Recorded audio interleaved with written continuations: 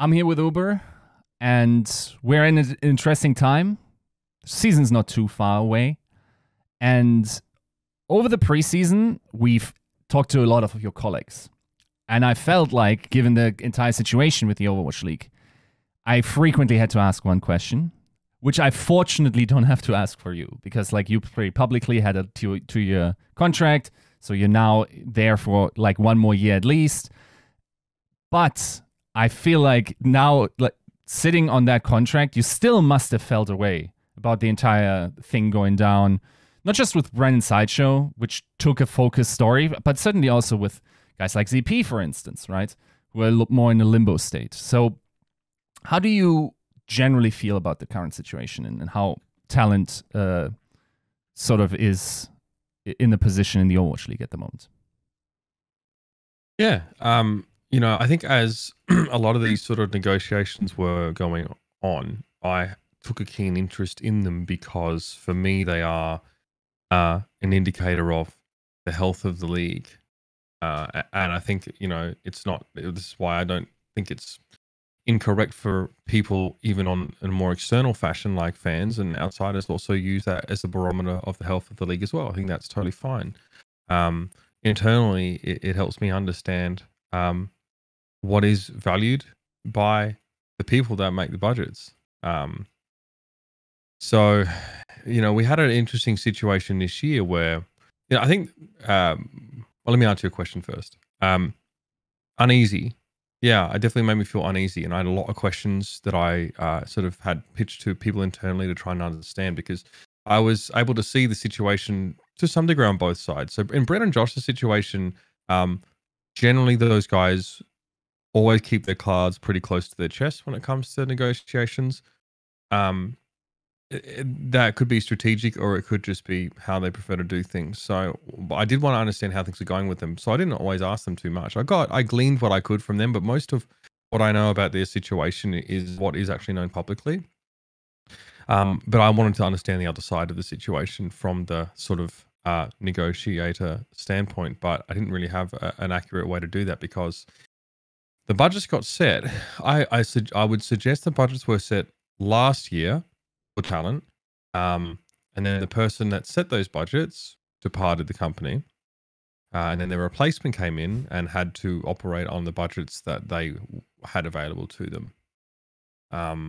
It was an interesting situation where quite often the scope and the scale and the formatting and programming of the league is still very much in flux. Up until in some cases, like February, March. When it comes to nailing down dates, how many show days, how many games, how many caster pairs are required. So it's just a bit odd that we have budgets set so much in advance of that. I would say I definitely don't feel great about it. I definitely did not have the same. I think a lot of people treated it as a real sign of a league's decline and a doom and gloom kind of thing. And I would probably suggest that it's a little more nuanced than that. And that while I don't really want to interfere or influence with the narrative that departing talent create or have created in their wake, because I actually think the goodwill that comes as a result of that is important to them, right? It's important to I think it's important for their career prospects. So like, I'd prefer not to like really refute any of the sort of assertions that departing talent make, because even if that may be justifiable in as far as like carrying out the raw truth is concerned, it doesn't help them and their colleagues that I care about a lot. So I think that obviously there's a lot more to all of those situations talent wise than is apparent, and then they have said, as I've tried to understand the other side of the story, which I often struggle to. But the one reality is that the communication between the Overwatch League and the talent has been absolutely horrendous. And I think this is in part because of staff departures, especially the replacement of the person we all report to, with someone who was definitely had a lot of work to do, and I would and didn't have the resource of our talent manager, our day-to-day talent manager, to rely on. Who there's just this tendency from Blizzard to have people depart and then to try and avoid backfilling positions as much as humanly possible. this is definitely one of those cases. So, I would suggest that had I not been on a 2-year contract, which I believe is the only 2-year contract that Activision Blizzard has offered to a broadcast talent in its existence, I would be in a similar position, as in I would probably have to stare down the barrel of a correction of my salary. Not every caster that departed the league was facing a pay cut. It was just, I would suggest, by process of elimination, it was just not an increase that they felt was justified. And I think there is a disconnect between the valuation of broadcast talent, as far as broadcast talent like myself is concerned, and the people that set the budgets. And then the problem is that they come to you with a budget and you're like, yeah, this doesn't really work for me. And they're like, well, budget's set, so we've got to hire 10 other talent. There's, we have to, so we're kind of, prevented here by, in theory, I would honestly just love to sit there and go find the money, because, yeah. But whenever I say this, whenever I try and, break through these stone walls that get thrown at me, just like the whole just get more money thing, I get a blank look, and people start passing the buck, and people start, it's X and corporate or Y up here. And, to me, and I said this on the Four Horsemen, the process of deciding a budget and how that comes together is a complete and utter black box to me, because no one can really answer my question for me. So I would suggest that if I wasn't on a 2-year contract, I would be having to, take a close look at whether this made sense for me as well, because it's not always a pay cut, Sasha. Sometimes it's like, oh, we had less show days, and we're going to move you to a day rate. So instead of a salary that sort of encompasses a whole year, where they could use me if they wanted, right? And that's why it's like that's why the salary is healthy. They're like, no, we're actually just paying you specifically for the broadcast days you're going to be doing, and then maybe like 1 day a week. And all of a sudden, that salary just, it gets cut by, sometimes a third, a quarter, and you're like, and they're like, well, we're actually, and you get the line, we're actually paying you more here per hour. It's like, okay, you know what I mean? So there are a lot of techniques like that get used when these contracts get drawn up. But I'll just be honest with you, I was paid a salary to be available at all times during the off season. I worked 3 hours in the off season for the Overwatch League. They made use of me for 3 hours when I am, full-time available to them in Irvine, contracted, can do all content, voiceovers, I can go in person, all this stuff, not a peep. And during this period, I am exclusive, i.e. I'm prevented from casting FPS, MOBAs, or BRs. As I found out, obviously the hard way. Now, I mean, this has been in my contract before. It wasn't a huge surprise, but I thought we got rid of it this year. So they, so I'm exclusive to some degree, found some loopholes, thankfully. And I'm getting paid. That's great. But broadcasters don't want to get paid to do fuck all. Like, it's not fulfilling. Like, so much of what has me, care so much about this job is the moment that you share with other people in an arena and the experiences that you create. I don't have any aspirations to put my feet up and collect paychecks. So I think that, in light of this, Blizzard they probably start realizing, well, hang on, like, what are we paying for? And I'm like, that's fine. But I would probably prefer a world where you don't pay me less, you just give me more to do. Instead of me trying to navigate this new world of esports where dignity is actually, something that sort of holds you back. And when you create content, you have to really, I guess, change what is important about, or what is at the heart of your sort of aspirations to create content. So, this is all to say that I don't think it's being handled well, and I'm happy to go on record saying that as someone who's contracted there. Like, it's just, and I don't even have a face to blame, and that could be because the bucks just keep getting passed, and then Sean Miller just steps in front of all the fucking bullets on social media where it's not his fault. It's just not. I mean, it is, but it's not, right? Like, it's like these people aren't being replaced that end up departing, or I know we haven't had any significant layoffs, as I understand, in our department. But sometimes people just move on. Like, yeah, and Chris Jansen was our day-to-day talent manager. Now, that's a luxury. Most broadcasters don't have like a person that is like always messaging them, like, is always like on top of everything. And if I ever have any issues, I can go to them. I'm sure I can do that to, the person that we report to, but I know they have a lot on their plate. So I think that just the lack of headcount really contributed heavily towards so many casters just not being communicated with adequately. I would suggest that for some casters that were in a limbo, it wasn't just that they were forgotten about. And, you know, I think it's very competitive to be an Overwatch League caster. And I think that if you are, you know, there are some situations where I could see members of our broadcast team last year being compared, you know, less favorably to other prospects. But I would also suggest that some of the casters that had weaker years last year were also not always set up to succeed. So, you know, to say nothing about how I felt about, you know, ZP, the quality of his work last year, who, by the way, is someone I respect and I regard, you know, quite highly as a broadcaster. You know, the guy's casting at fucking 3 a.m. like 10 Valiant games in a row. You know, like I don't think it's fair to assess the performances of broadcast talent that had to cover APAC last year. Like, you could say what you want, like, oh, just suck it up, change your sleeping schedule. Like, you know, we're all isolated as well. So there's not even a sense of collaboration at times for us casters and what we do. Really, really hard to find it to be fulfilling. Casting from my garage was unfulfilling last year.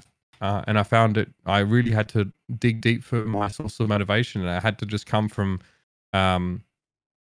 so much of what drives me, I think, originates from the human element. And that was really, you know, stifled, I think, to a great degree last year. I didn't even get to go to fucking Hawaii.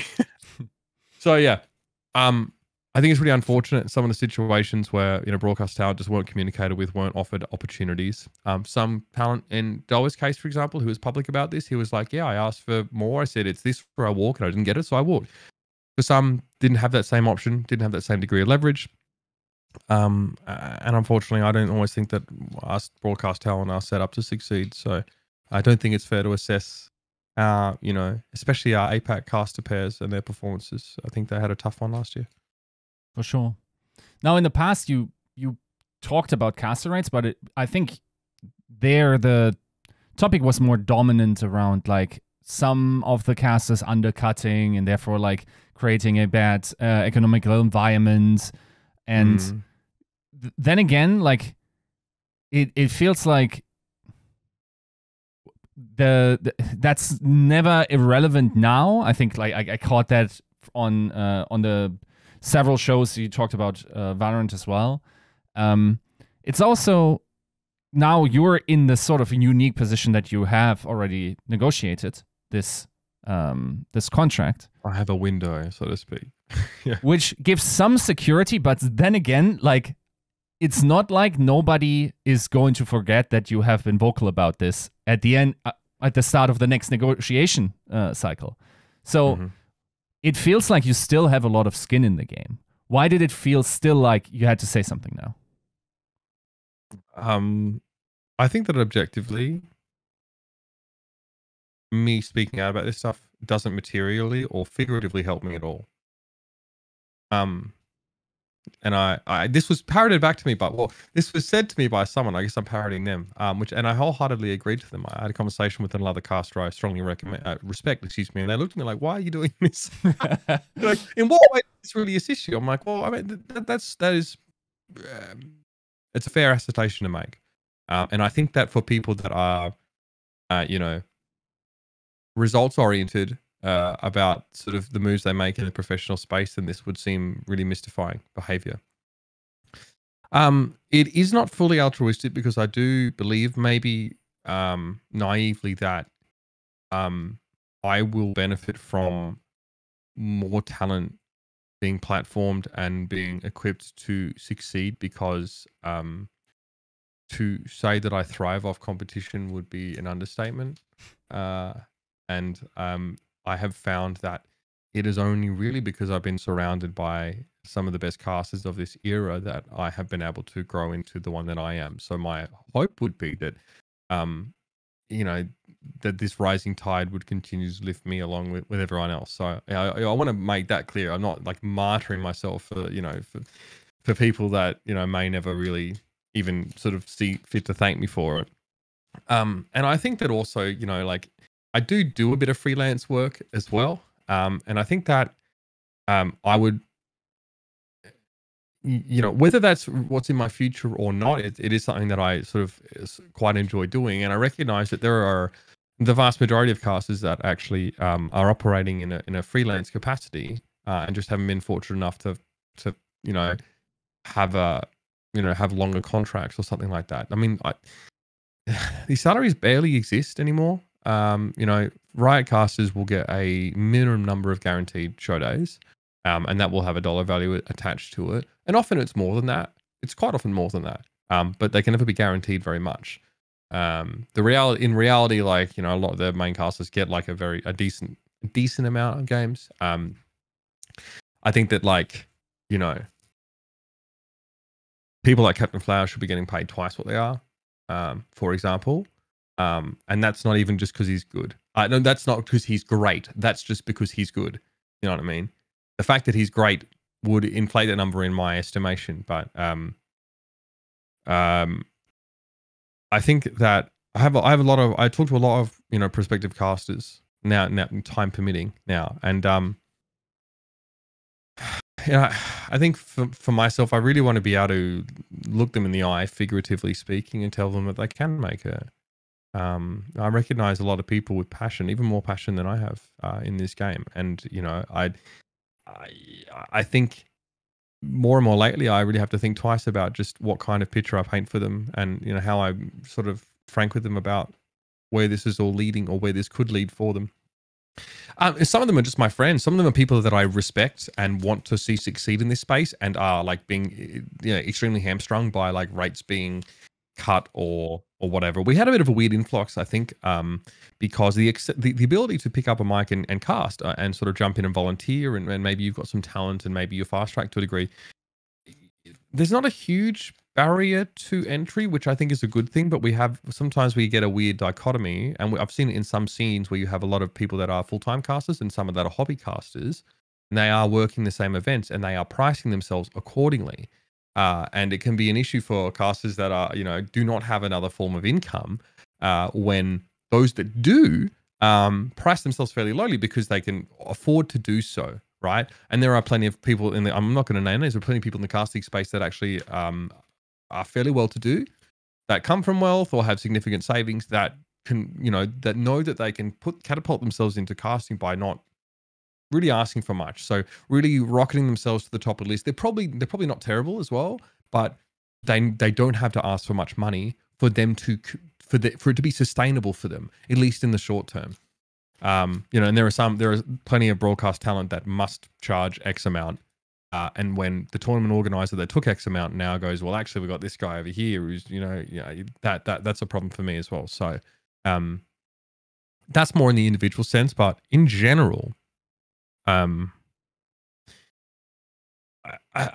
because I take this way too seriously, casting and the craft of it, the way people are priced or sort of maybe what people are offered by tournament organizers, like I absolutely take that personally as a degree of regard to what the craft requires. And how important a place at the table that it has in esports and in gaming and in entertainment. So I definitely have like an idea of what I believe that even the greenest of casters should be worth, based on what I know, how many hours I know it takes to create a broadcast, even outside of it, right, and what it takes for casters to remain relevant or effective. Continuing to reach their audiences in a meaningful way, and also being able to appreciate what happens on the player side to a strong enough degree to convey their stories effectively. What I do is very evangelical in a way, because it's with a fervor that I want to share stories that I think are important, and it's really my own. But what really gets me going in great moments in esports, what really drives me forward is a extreme appreciation of the quality of character that's on display by our greatest competitors, and my a real desire to convey that in as meaningful and authentic as way as possible. So for me, the craft definitely has a value because I know what it takes. I also know what it takes to have your stories told too, to be someone of the quality to have your stories told. So, when I see casters being undervalued and tournament organizers sort of nickel and diming, there's definitely a righteous indignation about how the craft is viewed through that lens. So I think that also plays into it. But yeah, you know what? I feel like I'm really I think there are people that are able to be more strategic about how they make use of their passion in whatever space and understand when it is helpful and when it is not. I think for me, that would be not if I were to bridle my passion into a very strategic, semi-Machiavellian approach to this industry and, talk to the right people, make the right moves, talk when I should, I don't talk when I should, then it's an oxymoron to me that, the word passion is an oxymoron to me. I think it's kind of hard-coded into me at this point that my lack of inclination to use a filter, within reason, has allowed me to carve out this position in my career. So as a North Star for me, that passion, it's something I continue to follow. I think this is a corollary of that reality. But I acknowledge as well that it's not always helpful. And I think that, there might have been a world where I wanted to work with Riot Games. I just don't see that happening at this time because I've really gone in hard and I've felt very strongly about some of the things that they've done, and I have to accept that. You know what I mean? It's not like I'm going to turn around and go, I can't believe these guys don't want to work with me. Like, they don't recognize. It's like, yeah, I just have to accept that I have to take some L's here to continue to be true to myself. It's just so, and sometimes I sit back and I'm like, okay, Mitch, are you being a bit self-indulgent at the moment? Is there some point where like decorum would actually, be expected or be reasonable from you? And sometimes it is.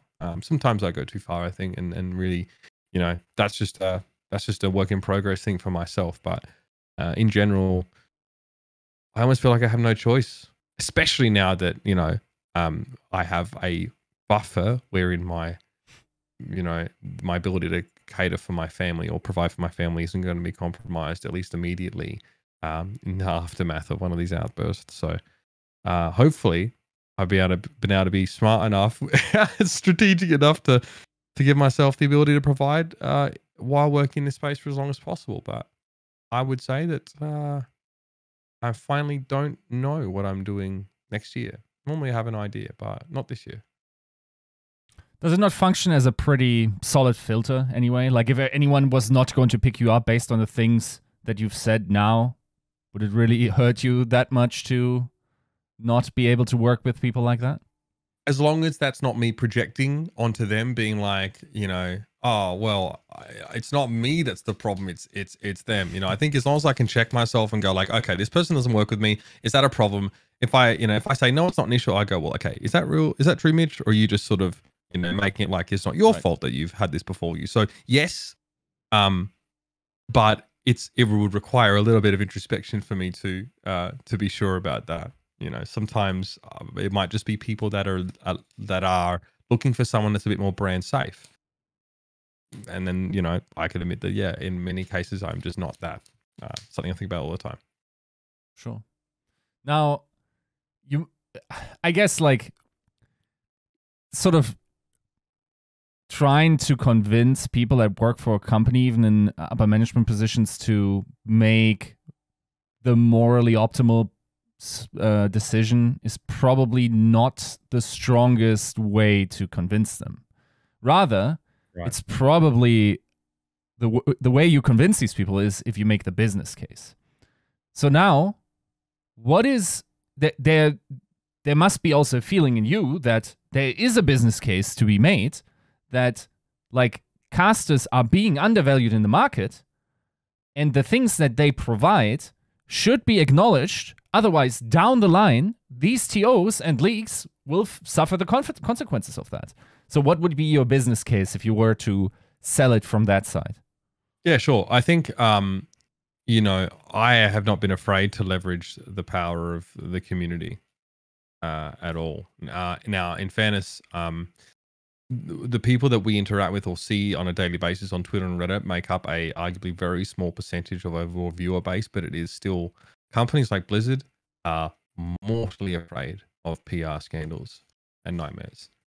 And regardless of the scale or scope of those, they will act to try and correct course if that is a problem. So I won't lie, I rely on that pretty heavily. Also,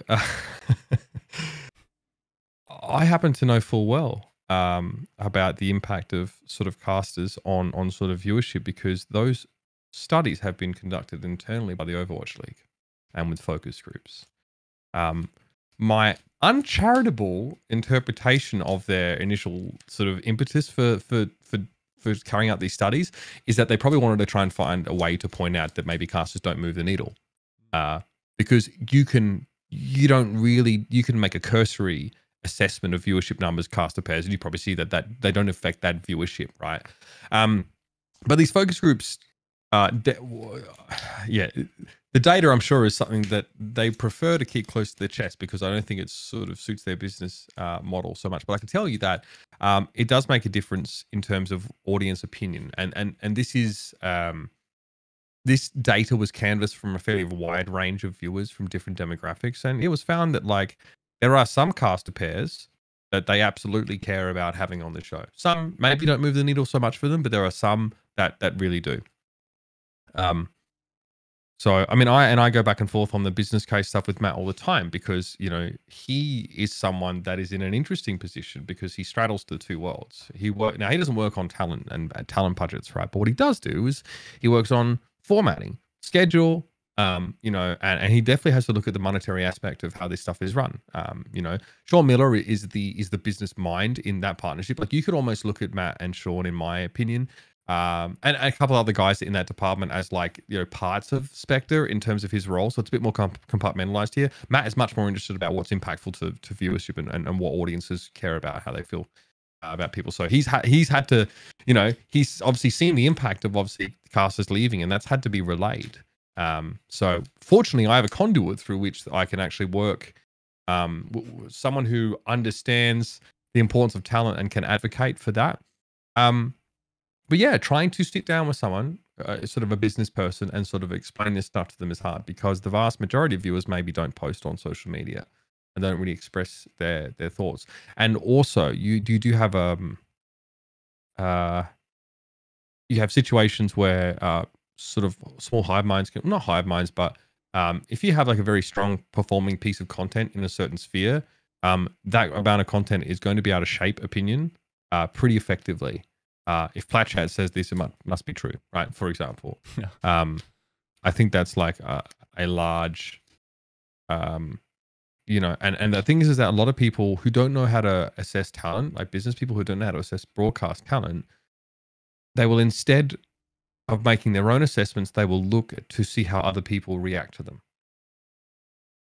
So they will look at Twitter, they will look at Reddit, and they will try and get an understanding of how these people are perceived. Now, this is ineffective because, as I sort of said, these people can be conditioned, I think, to a degree, to have, you know, certain opinions about certain broadcast talent or certain players or certain aspects of the game. I'm sure this is probably, people don't like being told this, right? I understand that, but I've been able to watch the Overwatch League and the fandom around the Overwatch League for 6 years, or the game rather, and I've been able to see how sentiment has changed, and I can actually look at it on a more of a macroscopic scale and understand what sort of precipitates these sort of shifts in inclination. So it definitely is there.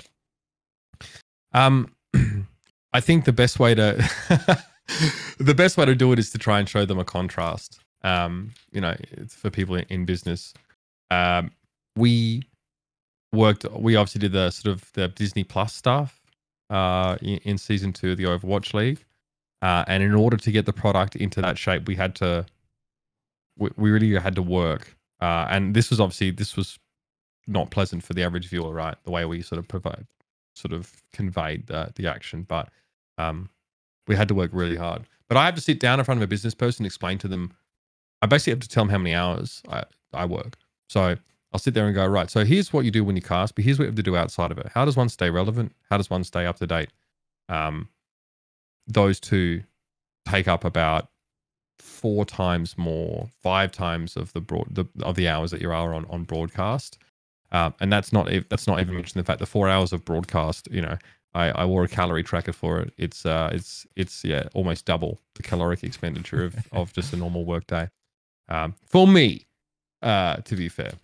So yeah, I think giving them an understanding of that, we don't just get wheeled out like Hannibal and put on air, and then we sort of have to fight for relevance a lot of the time and to keep up. For example, like I don't know how people, Valorant people are fucked right now.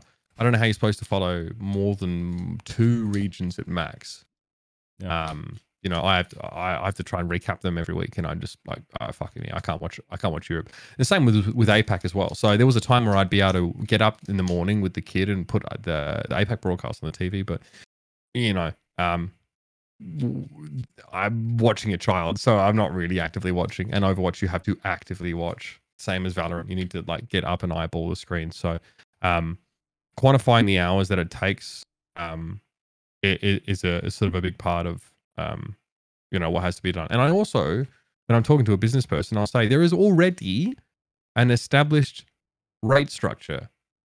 And by established, I mean the rates are basically the fucking same as 2016, but that's outside the scope of this discussion.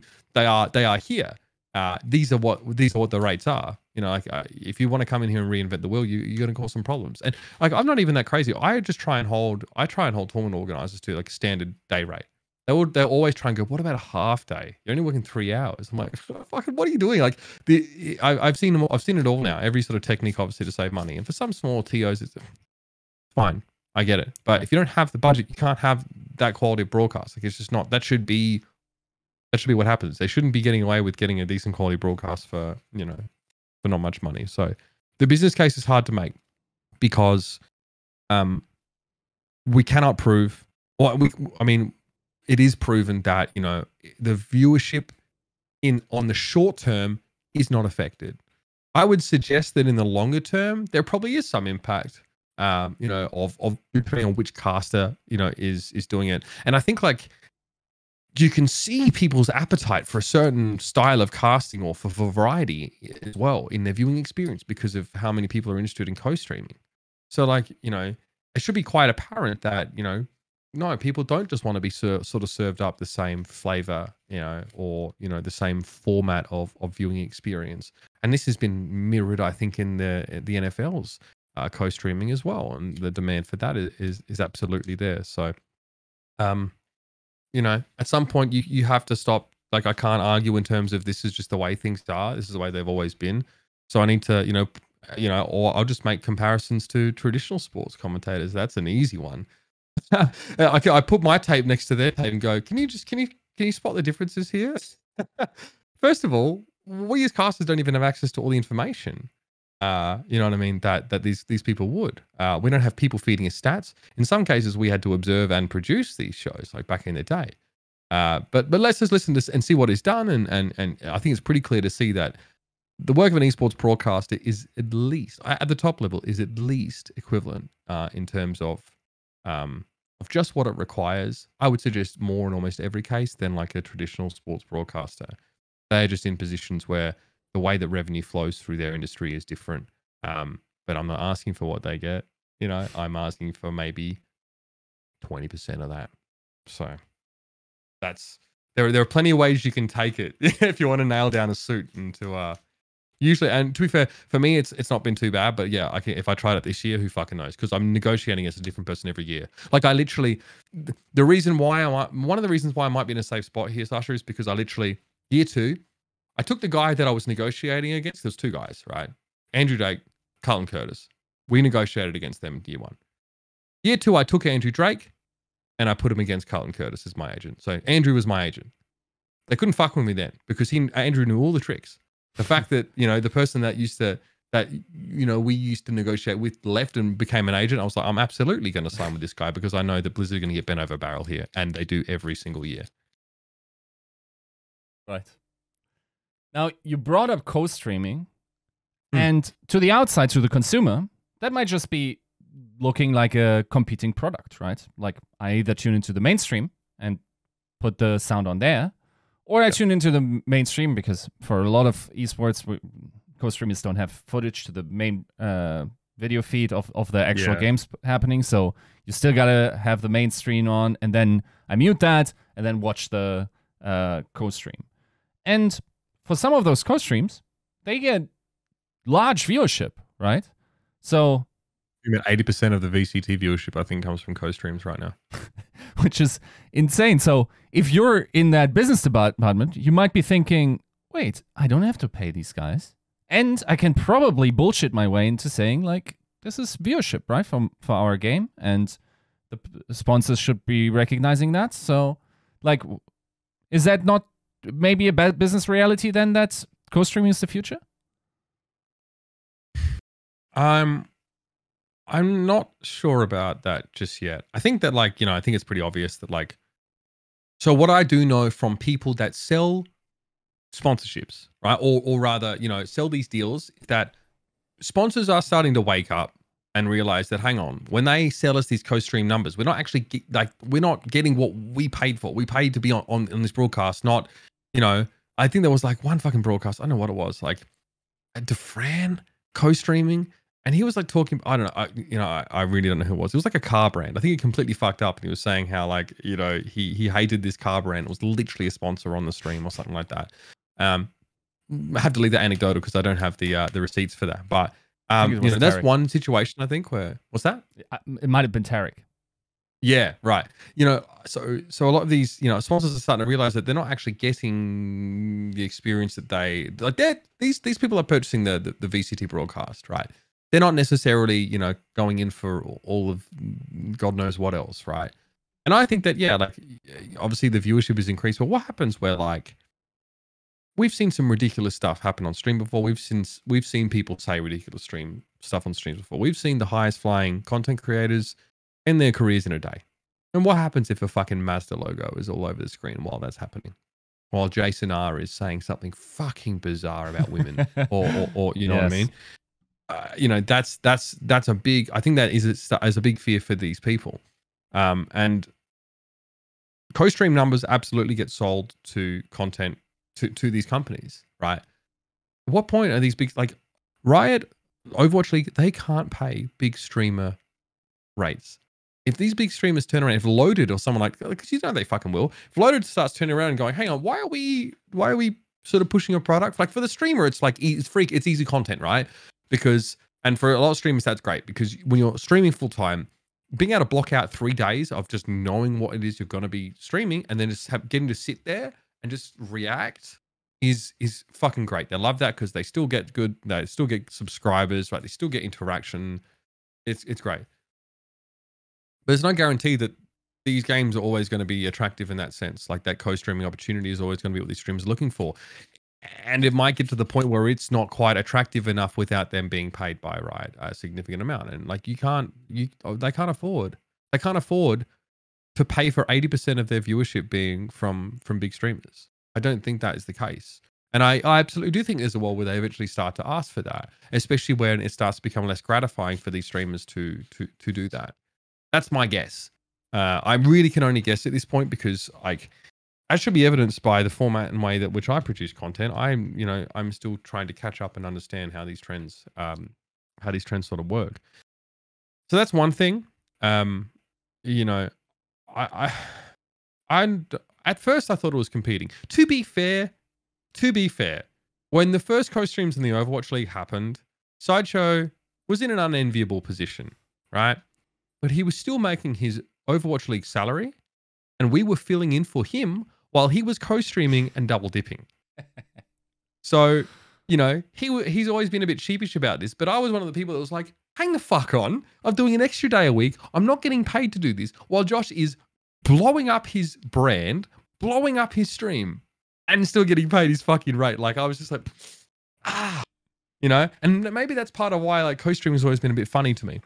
But as Josh pointed out, like, a lot of the time, like, co-streamers aren't muting the VOD. So, as a broadcaster, like, if it means that much to you that, people are being sort of taken elsewhere, like, your voice is still part of the co-stream experience for the most part. You know what I mean? Be thankful that people aren't recasting it, because then your audio would get, muted. How would you feel? Like, how would Jack feel if I left the Overwatch League and then started casting muted VODs that he was casting on the Overwatch League? Like, that's just a completely different story, right? Now, it would not perform nearly as well, obviously, but for the most part, those co-streamers need to have the audio unmuted. I think it's going to be a problem, though, when franchising comes into the picture. Because right now in the VCT, right, it's fine. I mean, they could probably even pay these streamers a little bit of money. But when ownership groups get involved, and I assume some sort of revenue share model is going to be there, they're going to want the main broadcast to be the main thing. They're going to want these sponsor deals to be lucrative, which they won't be if co-streaming continues to be a factor. The thing about Riot is that they haven't really, I don't know how their sort of monetary breakdown works, because they don't sell broadcast rights. They just stream on YouTube and Twitch respectively. And the reason why the NFL commentators get paid so much in large part is broadcast rights. It's a big part of why they earn $10 million a year or more. These Joe Bucks of the world. We don't have that. It's been discussed at length. It's got a lot to do with the fact that Twitch has a monopoly on a streaming space, and they're not going to pay to have esports leagues. They did it once for the Overwatch League, never again. And that was only because, and I can say this, that was only because Bobby threatened to take the Overwatch League and the CDL onto the MLG platform. That's the only reason why they ended up buying. And like after that, they said, fuck this. Like it, and in fairness, the Overwatch League viewership exceeded Twitch's expectations as part of that broadcast deal. And there was like 1 million hours watched. There was like a goal. They were trying to hit like 1 million hours watched. And they hit that. And Twitch had to pay a bonus as a result of that.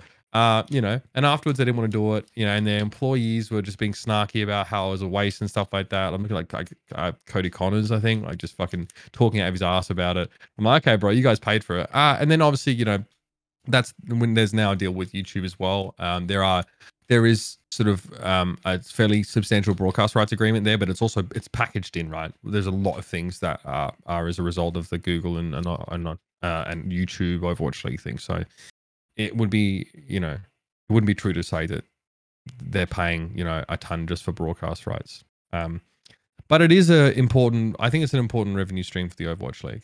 And yeah, we could go back to Twitch, but we'd probably have to find a way to replace that revenue stream. Maybe that would be with the command center returning, but Twitch took a pretty big chunk of that, as you can imagine. I think that's a great way of adding value, but that's another story. So, is co-streaming the future? I think that it's definitely true that people want that. People fucking want that. But I don't think ownership groups in franchise models want that. And I don't think it helps you make money. Co-streaming, in my opinion, is designed and it is used to position your product in a place of cultural relevance. That's the main point, is to get eyeballs on your shit. Depending on how you treat your esport, whether it's simply a marketing expense or you want it one day to be self-sufficient, a closed system, so to speak, then you probably feel differently about it. I'll probably co-stream some Overwatch League games this year because that's the content people want to watch, and I'm fucking dumb if I ignore that. But who knows to what degree that will be. I'll probably have to do it on YouTube or something like that. Who knows to how that will be restricted. So it's nuanced. I think if you want your esport to continue to be a loss leader for your for your operations, then you can probably do it. But I think if streamers ever start to ask for big money, or their agencies rather start to ask for big money, I feel like I don't think anyone can afford that. Right. What is stopping? Because co-streaming has a specific experience. I think there's something generally in media now, especially for the Zoomer generation, where I feel sort of sympathetic towards them, because everything they've ever known was so highly polished and artificial that they just seem to yearn for authenticity or things that look like authenticity. What is holding like a broadcast like the Overwatch League back from just like getting a green room, and then while everyone else is casting, I mean, there's a couch somewhere where you can sit guys down and just like shoot the shit, right? Yeah. A lot of it will have to do with like they will, for an official Overwatch League co-stream, is pointless. it's pointless because we can't behave the way that people would like us to. We can't swear and fuck around and meme and stuff like that. Like it's something we've talked about quite often, but the conduct expectations and the tone expectations from something that's so closely linked to Blizzard and the Overwatch League will be very, very hard to sort of balance between the elements that people actually want in a co-stream. We mentioned it. We thought about doing it. Oh, you better believe the Overwatch League have definitely considered doing it as well. I'm like, can I swear? Can I talk shit? Can I mean? They're like, no. I'm like, well, you know, we were going to do they wanted us to do, as part of our duties at the Overwatch League, I think this was like year 1, year 2. They wanted us to do a podcast, right? And I'm like, okay. Well, I mean, yeah, so it's like Overwatch League adjacent podcast, yeah? They're like, yeah. I'm like, right. What's the limitation? Like, what can we not do? Ring, ding, ding, ding. Here's the list of things we can't do. And I'm like, it's fucking pointless. We might as well just do the watch point thing. You know? And that's why Plat Chat, that's part of the reason why Plat Chat happened. Because they're like, fuck it. We'll just do it ourselves the way we want to do it. And wow, I can't, obviously to no one's surprise, it was successful. So I think that's obviously a limitation. I think that year 1 was pretty green, and I think the way that the broadcast was really formulaic because I think people was just trying to get the water under their sails, so under the keel, so to speak. Like we found that the getting things changed in production, like production was pretty unyielding to a lot of the changes we wanted to make. I felt like they were staffed in such a way as that they were much more happier to tread water and maintain a status quo in their broadcast and maintain the templated nature of it than, mix it up and have chaos. And I think someone like Chris Puckett also is always going to give you a down the line show as well. So if you choose him as your host, he prefers to operate in a pretty down the line kind of way. Not to say we couldn't have done it with him on the show, but, I know because it was a new desk for him, a lot of new people, very green, he really had to keep them in line. It's getting better, I think. Somehow we managed to, I think with the tone of the broadcast, they fucking relaxed a little bit with us last year because like we're fucking stuck at home, we're like losing our minds. So, getting Hex in a position where he can write skits and like inject his personality, into the Overwatch League, and getting Matt in a position where he can advocate for us has changed a lot. And we haven't had to go and teach because the position of like the people that hires us or deals with our talent and the league commissioner, the shit is like Defense Against the Dark Arts position, mate. It's someone new every year. We have to fucking explain shit to them every year. We have to teach them. Yeah, in a way, we have to teach them what it is that we do every fucking year. And we have to go through the growing pains of that lesson that they need to learn, rather. I'm sure we as talent, have our own share of lessons that we've had to learn because we're not exposed to the sort of business side of things. But we have John, who is obviously in the commissioner position now, obviously in a much sort of higher up position. Sean is someone who's not like truly endemic to esports, but is very willing to let Matt sort of take the lead on issues of culture and sort of tone. So I think we can do that more. Will we ever get the sort of the co-stream feel? I don't know. My casting's pretty irreverent a lot of the time, and it's been able to be more like that, like some just ridiculous, just some stupid shit that we do. So I hope we can get closer there, but I think there'll always be a demand for that, and it will be one that I don't think officially there'll be the capacity to cater for, unless something about like the sort of business culture sort of in a few stratum above us gets changed, because there's a lot of nervousness about sort of what is associated with the Overwatch brand, what the Overwatch League brand, and I be honest with you, there's been a lot of fear at the Overwatch League about letting us be spokespeople. Well, we're not, like, when they don't want, like, we were told flat out and then this has probably changed since then, but we were told flat out at a PR meeting, you are not spokespeople for the league. Instead, we're going to fucking roll out Pete Flastellica. He's going to speak for the league. And I'm sat there like, this is going to go not well. And you know what we did instead? We just made ourselves spokespeople for the league de facto by continuing to speak about the league. So there was a lot of resistance in that. That was not a role they wanted us to occupy, but they failed to understand that we had long since taken that mantle up with gusto. So, you know, now we have these, at least these videos, right? We've had with the announcements where like it's been Matt and Zoe sat there with Sean, and it's like, okay, these are people that have come up with the league, and that, you know, we finally have some fucking endemic people in positions of decision making. So that's a good sign, and it's the only reason why I signed this deal. It was Matt and John Spector that had me sign this deal. I was not going to do it, to be honest with you, after year 3, as it were. Just, you know, pretty demoralizing year, I think, for anyone who's a fan of live esports and stuff like that. And quite so for me, because I'm, you know, it wasn't, I wasn't feeling self-actualized with the way that my job has been carried out. So that's a long way of explaining we can't, but also we can, maybe in the future. We're continuing to shift the tone in a positive direction, I think. I think this year is going to be pretty bombastic, so we'll see. Let's talk about that then, because like you talked about the sort of like the situation that you found yourself in, of course, with the pandemic and everything closing down. I think, like, I always framed the issue of especially play-by-plays being sort of kept in a cage and not being like lions not being let loose. And then once you get into the arena, you can really start to roar. You can feed off the energy, right? And I understand that's demoralizing, but as a whole, now that arena events are back, are you in higher spirits? And generally speaking, like, what's your confidence level in Overwatch esports? Also, of course, with Overwatch 2 on the horizon and everything. Yeah, sure. I think, this was, I think, what I was sort of waiting for or hoping for last year when I signed.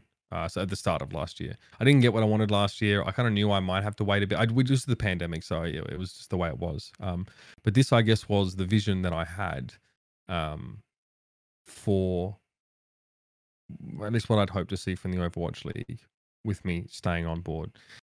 More than anything, I'm just out there to get some fucking respect for this product, and like from the rest of the industry. Like, I was just, you know, completely gobsmacked at the amount of disregard that was demonstrated by other industry professionals at the esports awards, and in general, just in the way that they sort of spoke about it. Considering that our broadcast team is better than about 95% of broadcast teams in this industry, it's not even a joke. You know, I was struck, I think, by the apparent disdain that, you know, which wasn't helped, I think, by scandals, I guess, at Activision Blizzard, which is like how we related to that. But we were affected by it. We had to suffer for it, because whenever Overwatch was mentioned at the esports awards, everyone went fucking dead quiet, started looking into their shitty fucking catered brisket or whatever the fuck they gave us. So that, yeah, I mean, I was enraged. I was definitely very motivated to get out there and demonstrate what we can do as a product. So yeah, I think it's time for us to be taken seriously again. Or rather, it's time for us to show that we should be. In terms of the game, one thing I'm very pleased about right now is a very lively feedback loop that exists between the pro players that have access to the game and the devs. So lively sometimes that I have some of the delivery from pro players to the devs is questionable in terms of their feelings about the game, or perhaps it's it's lacking an awareness that these devs have slaved over creating this product. So very, very blunt, but it's there and it's being encouraged, and the devs are doing very well with how they receive that and how they implement it. So, you know, that's been very, very good. A lot of discussions, and this is happening, you know, on the ground floor, and it's not just like, hey, here's a product, we want you to test it, but we're not going to change anything. It's like, okay, we're making pretty aggressive changes. So I don't think I'm overstepping by sort of saying that, so I think that's a very good sign. I think that objectively, if you strip everything away, like if I just get in and play, it's just a better game. I feel like they made a better game for a player, you know, and my expectation is that will translate to the viewer and the esports aspect of it. There's definitely balance and stuff like that. A lot of that will come down to our observers. I definitely, you know, when I casted, so, you know, we did a show match during the grand finals, and me and Matt also did 3 other maps that were pre-recorded by us, by the observers sent to us. Our observers are world class; they're fantastic. But definitely looking at those VODs, I could see in real time the observers starting to get a feel for the scale of the maps, the flow of the game types that hadn't really captured yet, and sort of like understanding where things were sort of supposed to happen. And also at the time, like the way that the teams played those maps in those show matches is vastly different now to how they scrimmed them. You know what I mean? So it's all changing very rapidly. The program structure for these live events it's exactly what I wanted. You know, I think it's the one thing that I really envied about Counter-Strike was that they were able to create these incredible events, and they just didn't feel like they were getting boring. Like there was always a reason for us to care, and they always mattered, and they were always in great locations with fantastic crowds and all that sort of stuff. I'm sure that, you know, the league will have to be on their toes, you know, trying to account for any sort of changes in global landscape. Obviously, with the recent news that although it won't be with Toronto, like this is maybe just one of the things that like it will come as a result of the sort of geopolitical situation right now, as well as, you know, with some COVID resurgence happening in a few countries in Asia and stuff like that. So hopefully we don't have to compromise on that too much. But, you know, I've been shipped my broadcast equipment, whether or not I use all of it or not, but like there's a world where like there will be some garage costs and I'll just have to fucking suck it up.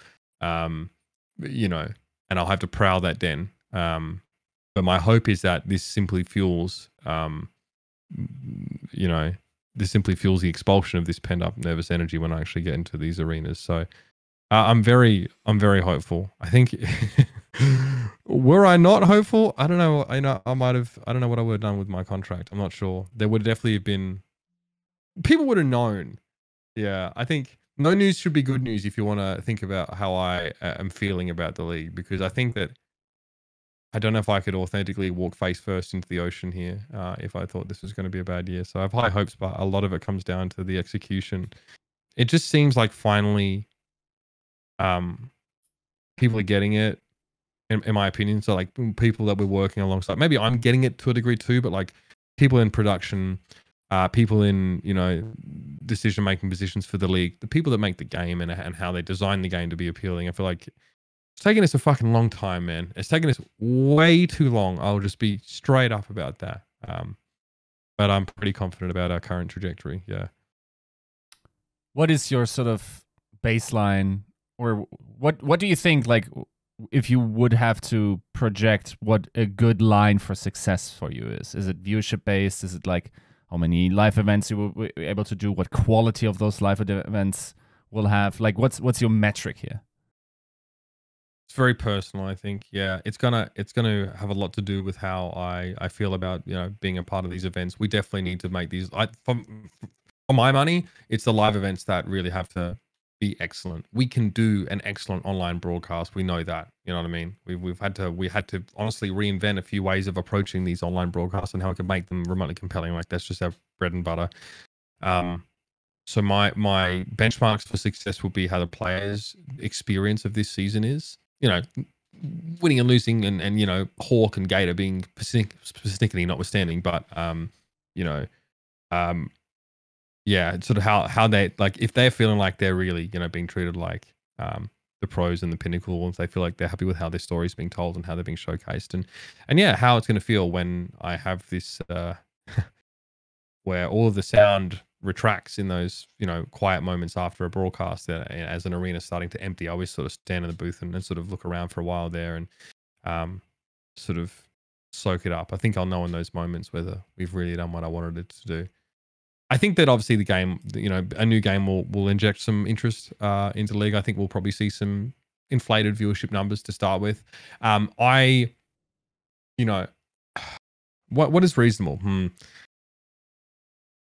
We're staying on YouTube. I know that much. We definitely, I would like to see at least a 50% increase on average steady state viewership this season. I don't know really how that affects ownership groups or what they've been promised or anything like that. But what I want is to be a tier 1 esport again, more than anything else. I think we can be, because we have the game, we have the talent, we have the players, we have the tournament structure. We're not that right now though. And I think that's pretty clear. That's what I want. I want that respect. I want that spot back in tier 1.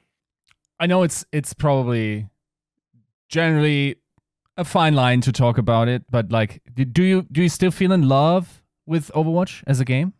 Yeah, I think, you know, the way I treat games has changed a lot after becoming a father, for sure. Um, you know, they were definitely in the past, like my relationship with games was absolutely a device for sort of, you know, eating up idle time.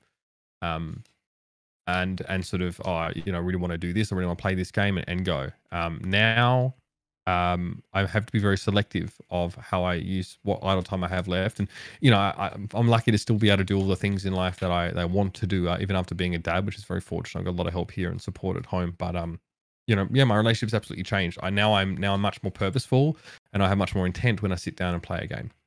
I'm very pleased that Overwatch is still a game that I want to set time aside to sit down and play and enjoy. There are a lot of games that I just don't play MMOs anymore at all. They just don't exist to me. This is not the time. Like there is an idle. Like yeah, I block out time, so that's a good sign. You know, there's the alpha is the alpha, so it's pretty not bare bones, but it's very focused in the experience that it offers you for testing, right? It is purely for testing. So a lot of the things that make Overwatch as a game truly great are not yet sort of in this build. It's very much like that, you know, you have the experience of playing, and I'll be honest with you, like it's fun, but getting fucked on by Aspire every time I Q DPS or whatever is very challenging. I mean, man, you know, I could go and be a monk in a monastery. I never need to have sex anymore after I get fucked on by some of these pro players. Like, you know, so obviously that is an experience, right? Like it's you, the talent team. There are some people on the dev team, many of who are very good, and then a lot of the pros who are, you know, are very gregarious in their desire to get this game onto their belt as soon as possible. So, what I will say is that, you know, Overwatch as a universe, how we've mythologized it, and also how we've mythologized its esports is still something that resonates with me very deeply. So there are a lot of games that I could not care less about, and you know, the way that the way that I feel about them or think about them. You know what I mean? I don't have time to have that many interests anymore, but I still get shivers whenever I think about the Atlantic Showdown and our small little crowd there, our scuffed little stage, fucking Huck on the desk, and you know, fish sticks there, and just the experience that was, and then you know how that event ended, and I think back to each of the events I've done and how special those moments are because of you know how much I care and and the people that I was able to share those moments with. So yeah, but I think my enjoyment of Overwatch is intrinsically tied now to my experience of being a caster for it. Those two are pretty interlinked now. But yeah, I mean, I still pursue improvement as a player for its own sake, sort of when I can. So I'm glad to say that my passion for the game is at least intact after these years.